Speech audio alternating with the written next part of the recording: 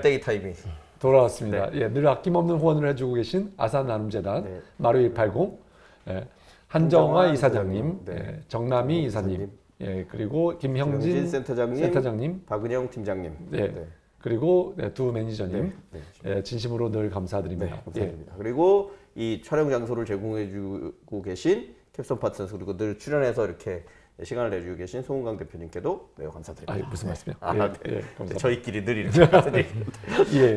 자, 저희 디버 포스트의 확산은 확산 얼마나 될 수 있는 건가요? 기업 그 얘기까지 일부 했으니까 기업을 문서 수발을 완전히 전문으로 하는 시스템이나 이런 거는 거의 없는 것 같다. 그리고 그런 기업들이 꽤 있으니까 이제 대상이 될 만한데 그 꽤 있다는 게 또 어느 정도 있는지 하고 우리가 그럼 어떤 규모로 접근이 가능한지 이런 게 중요할 것 같은데요. 좀 파악하고 계신 게 있으신가요? 저희가 마곡 사이언스 파크 내에 있는데요. 저희 안에서 저희는 점심 때 이제 심심하면 직원들하고 한 바퀴 이렇게 돕니다. 그쵸. 큰 건물 같은 경우 여기 메일룸이 있나? 메일룸 누가 관리를 하나? 잘 돼 있나? 이렇게 돌거든요. 근데 1km 이내에 5개 이상이 있는 거예요, 벌써. 그래서 근데 대부분 보면 이제 그 용역 회사에서 건물 하는 데서 그냥 사람 붙여서 하거나 아니면 이제 SNI 코퍼레이션이라고 해서 옛날 서브원. 여기는 이제 조금 더 LG 계열이었다가 이제 지분이 다 빠진 지금은 이제 그 서브원에서 관리하고 있는 이제 메일센터들. 여기는 조금 더 복장을 깔끔하게 하고 있고요. 그리고 대부분의 그 다음에 군소 메일센터들은 퀵사들이 또 많이 들어와서 일을 하고 있고요. 그 다음에 정부기관 같은 데서도 메일센터 뭐 한 두세 명씩 사람을 상주해서 이렇게 운영을 하고 있더라고요. 그래서 저희가 정확하게는 파악을 하기는 어렵지만 저희도 검색을 해서 서울 시내 빌딩이 어느 정도 되고 이 정도 규모가 되는 데는 메일센터가 있겠다라고 파악을 하기에는 한 650개 이상은 되지 않을까. 그리고 한 메일센터에서 퀵과 택배, 그 다음에 메일 운영하는 부분들 여러 가지 비즈니스 모델을 생각을 했을 때 적어도 3억 이상의 비즈니스의 매출이 나오거든요. 그러면 뭐 한 2천억에서 3천억 정도까지도 바라볼 수 있지 않을까 하는 생각이 듭니다. 그런데 그런 시장이 대표님이 지금 이제 추정하신 거나 판단하신 거로는 아직 국내에서 뭐 대기업이 됐든 아니면 그런 시스템을 전문으로 하는 회사들은 거의 없고 그 다음에 그런 이제 회사를 접근하려면 효율성을 높여야 되는데 효율성을 높이기 위한 1차적인 프로그램과 이 실제 돌린 경험을 디버는 이미 가지고 있다. 네, 맞습니다. 그러면 말씀하신 그 시스템은 조금만 뭐 설명해 주신다면 어떤 장점이 있고 아까 그냥 뭐 바코드를 붙이고 해서 이제 뭐 유실물이 없어지거나 빠르게 연결할 수 있다. 그다음에 이제 뭐 딜리버리도 산업 딜리버리도 좀 더 해줄 수 있다 리소스. 그거인가요? 아니면 그 프로그램에 대한 뭐 핵심적 장점은 어떤 게 더 있을까요? 사실 뭐 프로그램이 이렇게 뭐 복잡하거나 이런 거는 아니에요. 그냥 단순한 거고 저희도 이거를 실제로 저희 메일센터 운영하는 사람들한테 어떻게 하면 이게 좀 더 빨라지겠니?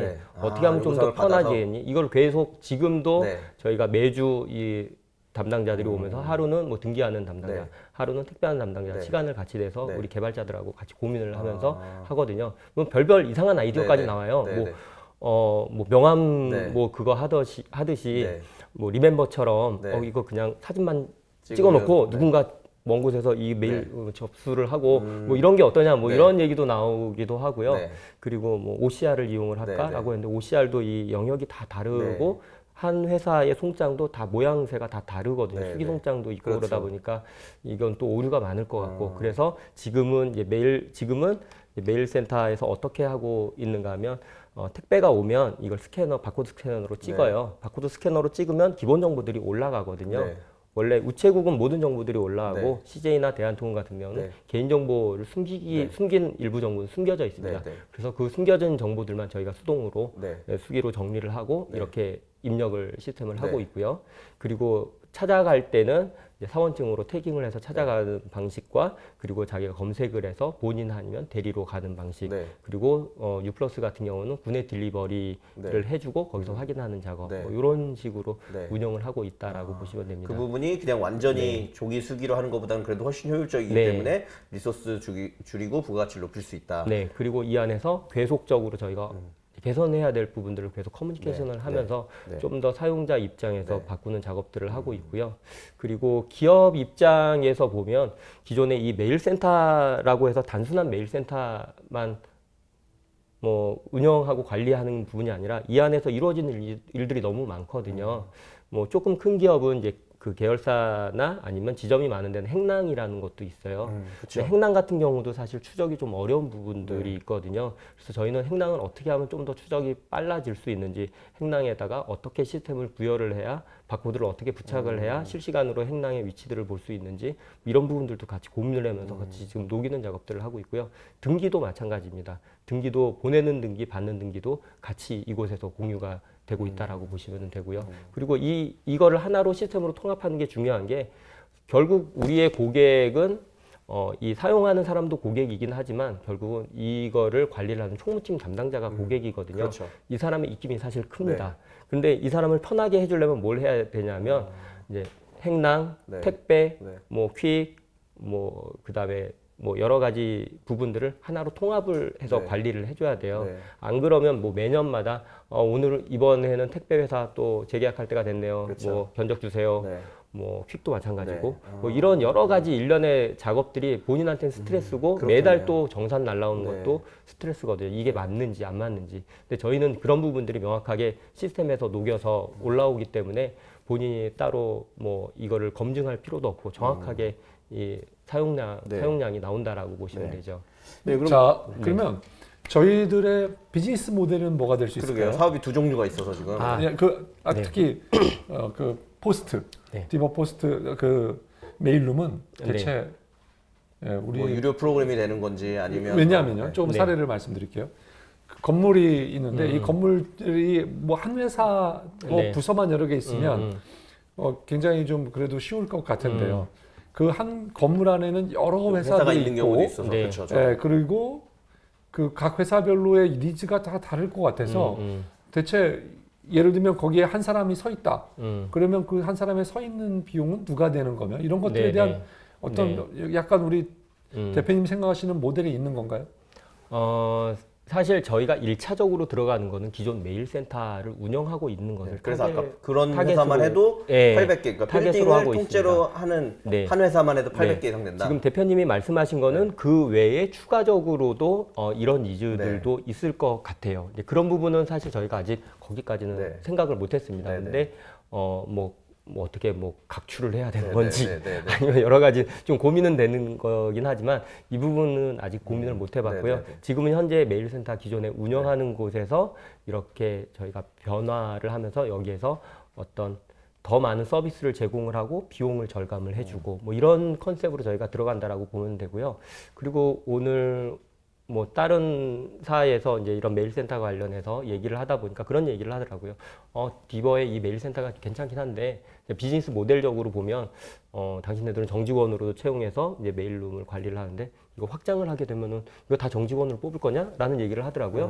그래서 저희가 내부적으로도 그 부분은 많이 고민을 했어요. 그래서 이 플랫폼이 어느 정도 정착이 되면 이거를 뭐 체인점 형식으로 디포스트라는 브랜드 해서 뭐 편의점처럼 체인점화를 해서 우리가 단지 이 어떤 시스템만 제공을 해서 사용료만 받고 여기서 나오는 수익들을 이 점주들이 가져갈 수 있게끔 이런 식으로 확장하는 모델도 괜찮지 않을까라는 생각들도 하고 있습니다. 하지만 아직은 좀 먼 일이고요. 저희가 이제 보시기엔 저희가 이 메일룸을 무슨 아주 뭐 멋진 시스템으로 하는 것처럼 보이시지만 아직은 많이 초보적인 단계가 있고 그다음에 개인정보라는 부분이 있어서 저희가 개인정보를 여기다 녹이기가 힘들기 때문에 이거를 어떤 우리 내부적으로 또 데이터 수집한 데이터와 서로 매칭해서 이 사람의 개인정보를 찾는 부분들도 필요하거든요. 그래서 여러 가지 개선할 부분들은 아직 많다라고 보셔야 될 것 같습니다. 알겠습니다. 예. 그러면 저는 이제 그 두 가지 사업이 약간 분리되어 있지만 또 같은 걸 바라보고 있다고 생각이 들었는데요. 그럼 대표님 말처럼 이 뭐 포스트 관리하는 사업과 아까 말씀하신 실제로 이 배송에 대해서 퀵 배송을 전문으로 하는 이 두 가지는 뭐 어떻게 시너지를 내서 앞으로 같이 가져가시는 방향이 있는 건가요? 향후의 뭐 비즈니스 모델, 향후의 디버의 방향성은 어떻게 되는 건가요? 지금 현재는 같이 시너지를 나가는 거고요.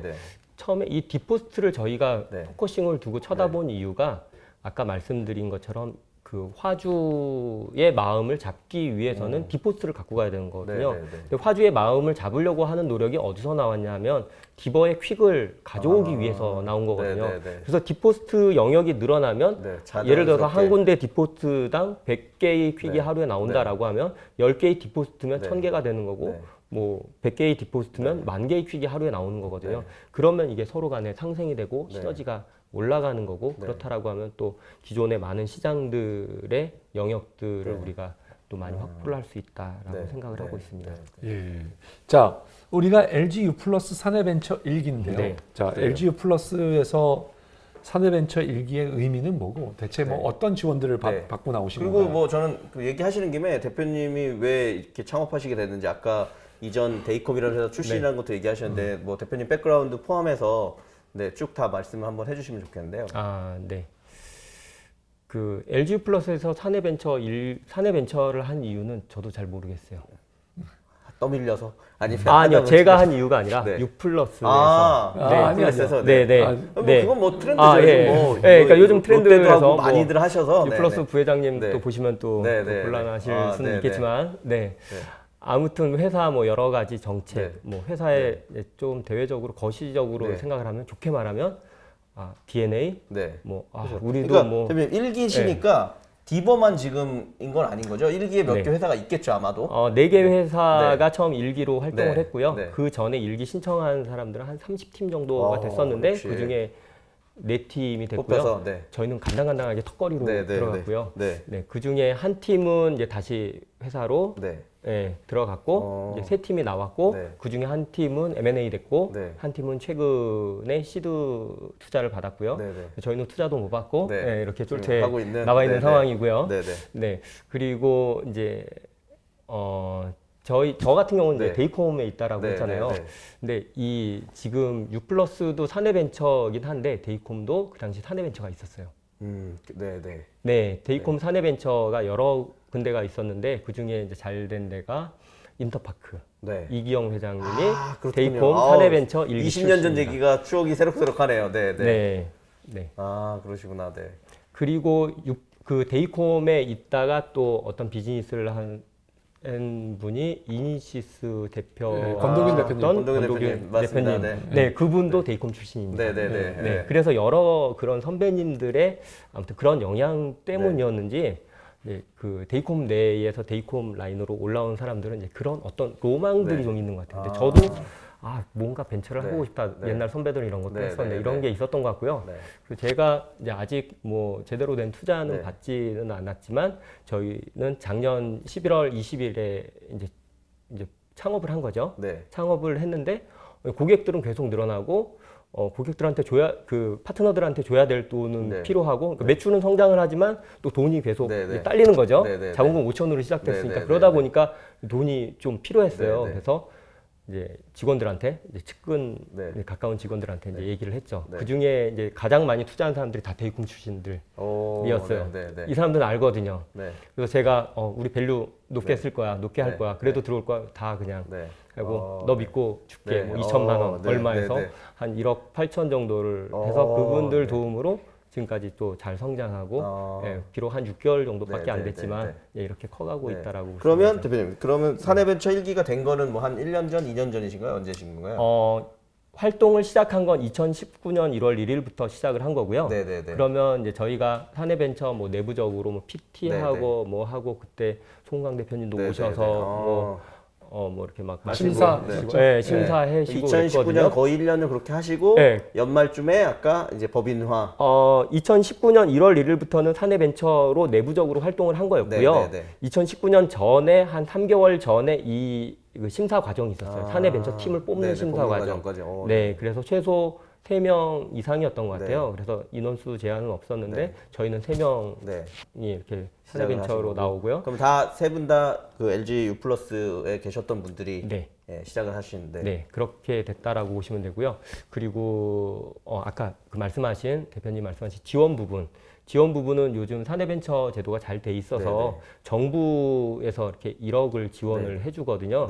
그리고 회사 내에서는 그 8천만 원 정도를 지원을 해줬어요. 그래서 1억 8천만 원을 저희가 지원을 받아서 그걸로 뭐 외주 용역도 주고 자체적으로 플랫폼도 만들고 개발해보고 또 이제 좋은 룸도 제공해서 그거는 뭐 별도의 지분이 나가거나 그런 거 네, 없이 전혀 없죠. 회사를 스타트업을 예. 위한 좋은 그러니까 지원을 저희가 받으셨네요. 실제 법인은 작년 11월 20일에 네. 시작을 했지만 실제로 다른 어떻게 보면 다른 벤처들과 생각을 해보면 1월 1일부터 시작한 것과 마찬가지다라는 거죠. 단지 법인 설립을 네. 뒤로 뺐을 뿐이고 네. 현재는 그러면 네. 세 분이 같이 더 아니요. 늘어났나요? 많이 늘어났죠. 네. 지금 식구들은 한 15명 정도 됩니다. 15명 네. 엄청 빠르게 성장하고 있는데. 자, 네.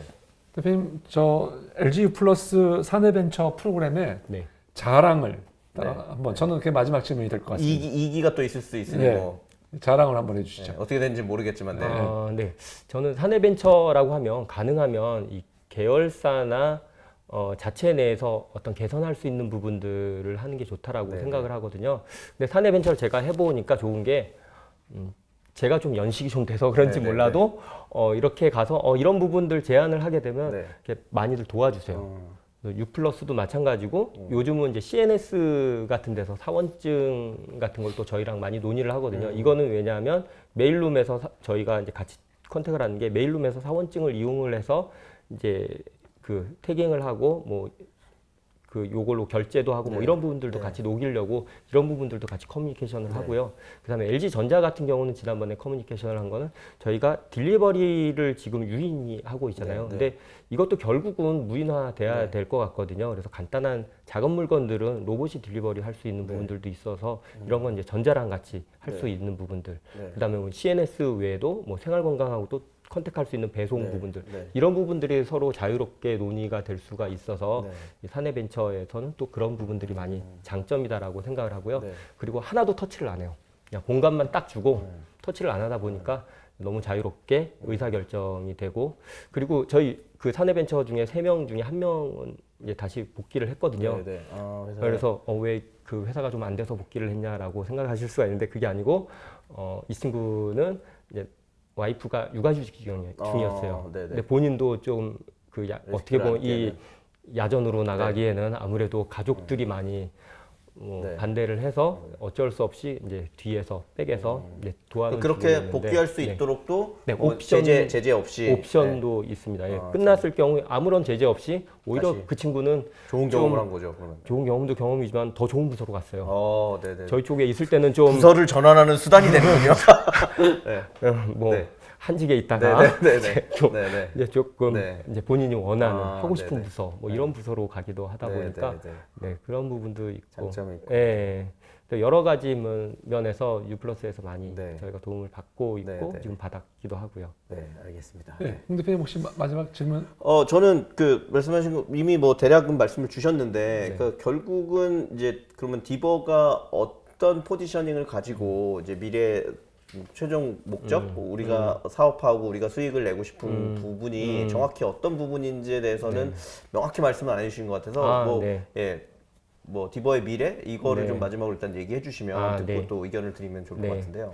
지금 간단하게 이제 수익성 가지고 고민을 하시는 분들이 많더라고요. 디버는 다른 데는 플랫폼 수수료가 20% 이상인데 그렇죠. 아까 10% 10% 낮춘다 그랬고. 그거 가지고 되겠니? 그냥 단순 물량 2배로 돼서 뭐 보전되는 거 외에는 크게 효과가 없지 않냐라고 생각을 하는데 저희가 지금 시스템 개발을 R&D를 지금 하고 있는 게 있어요. 근데 그 부분이 뭐냐 하면 가는 사람들 동선에 맞춰서 이제 픽업을 추천을 해서 가지고 가게끔 하는 부분이거든요. 이거는 배송하는 사람도 조금만 한 군데만 더 픽업을 하면 되고 그다음에 그 기업 입장이나 저희 입장에서는 비용을 조금 더 줄이고 마진을 올릴 수 있는 수단이 되거든요. 그래서 그런 추천들, 묶음 배송들 뭐 이런 여러 가지 그 로직들을 이용을 해서 기사들이 이왕이면 조금 더 이동 거리가 덜 하면서 이익을 많이 볼 수 있는 수단으로 그래서 그렇게 그걸 적용을 했을 때 저희는 15% 이상으로 수익률이 올라오더라고요. 그래서 거기서 여러 가지 생각들을 하고 있고 그다음에 디포스트에서도 마찬가지로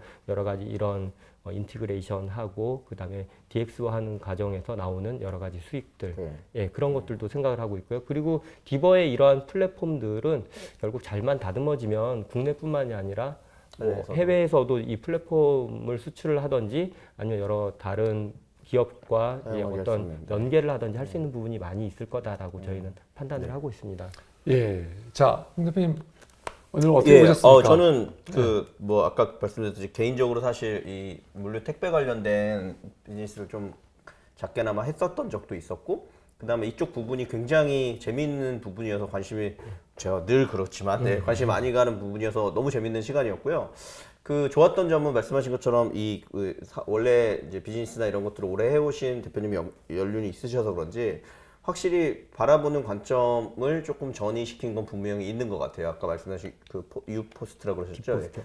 디포스트처럼 시장에 되게 중요한 영역인데 아직 접근하지 않고 있는 곳을 접근해서 어떤 우리의 기반이 될 수 있는 뭐 수익뿐만 아니라 이렇게 확보할 수 있는 것들을 좀 고려하신다는 거, 이거 되게 인상적이었고요. 또 하나는 아까 서비스 중에 물론 이제 다들 그러니까 원래 있던 택배나 이 배송 시스템이라는 게 또 그 한계를 갖게 된 이유들은 다 있거든요, 현실적으로. 근데 그거에서 이제 바꾸려고 할 때 아까 선착순이 아니라 눌렀을 때 더 적합한 사람에게 물건을 배송할 수 있는 권한을 드린다고 한다는 부분이나 아까 묶음 배송 같은 거를 고민한다는 것들이 역시 그래도 이 발전적으로 이 시장을 바꿔갈 수 있는 거에 있어서 되게 장점화할 수 있는 것들을 얘기해 주신 것 같아요. 물론 오늘 뭐 다 얘기해 주신 건 아니겠지만, 근데 또 역으로 보면 여전히 이쪽은 정말 투사이드 비즈니스고요. 물량도 아까 말씀하신 것처럼 잘 올려야 되고 딜리버리도 잘 올려야 되고 이 두 개를 잘 맞춰야 될 뿐만 아니라 비용은 저렴해야 되고 효율은 높아야 되는 굉장히 어려운 시장이거든요.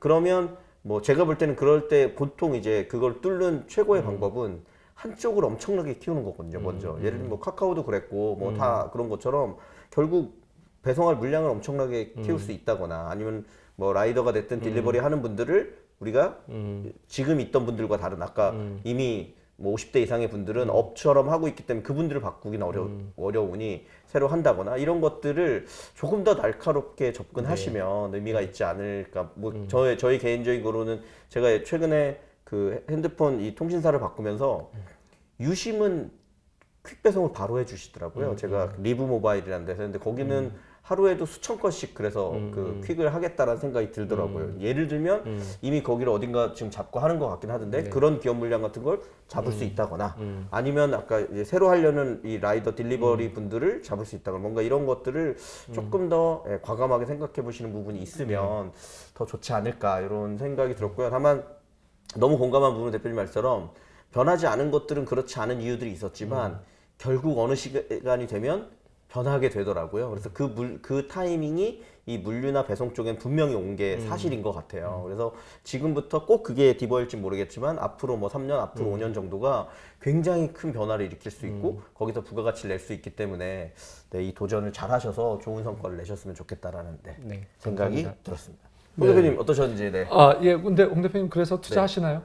저는 만약에 이런 기회가 있다라고 하면 사실 지금 말씀하신 두 개 중에는 아까 디포스트가 더 관심이 가는 것 같아요. 그런 부분에 있어서는 충분히 전 투자 검토 해볼 수 있을 것 같고 그다음에 그런 시장을 아직 더더군다나 확인된 데가 없다고 하니까 빨리 그 아까 800여 개 된다고 하는 우리나라의 그 빌딩들 잡고 홍 대표님이 추가로 얘기하신 큰 빌딩 중에 여러 업체들이 들어와 있는 데까지도 조금 더 효율화해서 갈 수 있다라고 하면 의외로 굉장히 큰 부가가치가 거기서 또 B2B에서 일단 나올 것 같다라는 생각이 들어서 충분히 투자할 만큼 매력적이라는 생각이 들었습니다. 알겠습니다. 홍 대표님 어떠셨는지? 저는 뭐 우리 디버의 의미는 아까 그 새로운 가치를 발견한 거죠. 새로운 그 지금 변하지 않고 있는 곳에서 디포스트. 그래서 이거는 이제 유니크한 비즈니스가 되는 거고요. 또 쿠팡 플렉스나 이러한 그 지금 현재 퀵 시장에서도 이런 딜리버리 시장에서도 조금 뭔가 실제로 뭐 작지만 제가 생각엔 이런 이노베이션을 통해서 뭔가 가격은 떨어뜨리고 그 고객에게 만족을 주는 이런 서비스를 했다는 게 저는 놀랍다고 생각합니다. 그래서 그렇지만 이제 우리 회사가 어떻게 발전해야 되는 건가? 서비스 회사가 돼야 되는 건가? 소프트웨어 회사가 돼야 되는 건가? B2B인가 B2C인가 뭐. 그러니까 여기에 갈림길이 좀 있는 것 같긴 해요. 아직은 더 고민을 해야 되고 수익 모델을 어떻게 만들 것인가 해야 될 거에 대한 또 더 고민을 좀 많이 해야 되는 것이 아닌가 이런 생각이 들었습니다. 자, 대표님 마지막으로 한 말씀 하시죠. 특히 오늘 출연 소감과 사내 LG 플러스에서 사내 벤처를 준비하시는 분들에게 한 말씀 해주실 말씀이 있으면 더 좋을 것 같습니다. 쫄지 말고 도전해. 예. 네네. 한마디입니까? 네. 알겠습니다. 예. 네. 오늘 대표님 출연해 주셔서 감사합니다. 네, 고맙습니다. 고맙습니다. 네. 쫄지 말고 도전해. 좋네요. 네. 예.